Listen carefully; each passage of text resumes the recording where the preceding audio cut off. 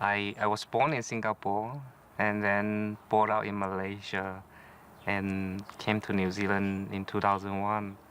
I have a lovely family. I have, of course, my parents and then my four sisters. I believe what motivated my father to use gambling as a hobby, and one of the way he relaxed was just to hang around with mate and then just do a small little bit of bidding for horse racing.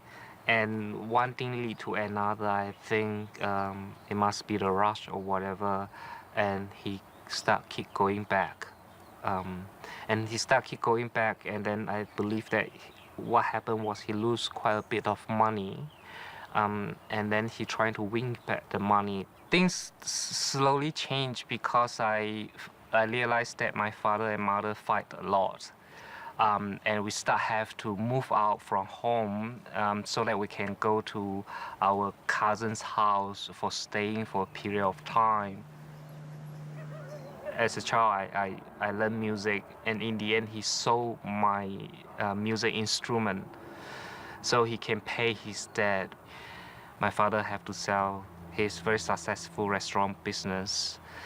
And also suddenly from where we can see our father every day to suddenly we cannot see our father at all. Or having a mom who cry, like without knowing any reason what's happening. And I was only about 10. I was so angry, and I couldn't stop crying, hibernating, and I think my sister knew that I want to say something, and all of them just looking at me and said, "No, you cannot say it. You cannot say it," because of the culture dynamic. We are not allowed to question our father. So my father never have a chance to stop or being questioned by anyone in the family and say, "Hey, look, like you're doing this to us, and look at what we have to put out with." If I think back now, how would I talk to my father? Probably I would call my father's brothers, who's older than my father, and say that we really need help, and can you please talk to our father? And that will make a difference, I believe. I believe my father would be really pissed off if he find out, but at least there will be a communication start within the family. But I think truly reflecting on what my father lose, I think he lose his time, he lose his energy, and he lose his focus. And he also lose the respect that he used to have from his own family. Firstly, I think I'm very fortunate. What helped me to get through during my childhood was my mom and my sisters.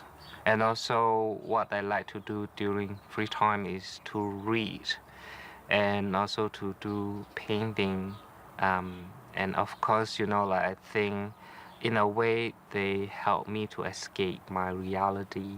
If anyone who are watching this now, remember there's a help out there, and you don't have to do it alone.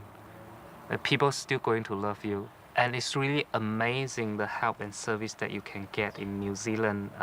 Support such as Pro Gambling Foundations. They have an Asian team, have people who speak Korean, Chinese include Mandarin and Cantonese, and they help people, not just people who actually have a issue of gambling. They also help family members as well. And so you don't have to feel alone. And sometimes I know asking is hard when you're asking for help because you felt like a failure. You felt to live out the obligation of a son, a father, or mother. And that's why I think in the end of the day, the first steps can always make the thing right. And once you're able to get past it, everything will come much easier.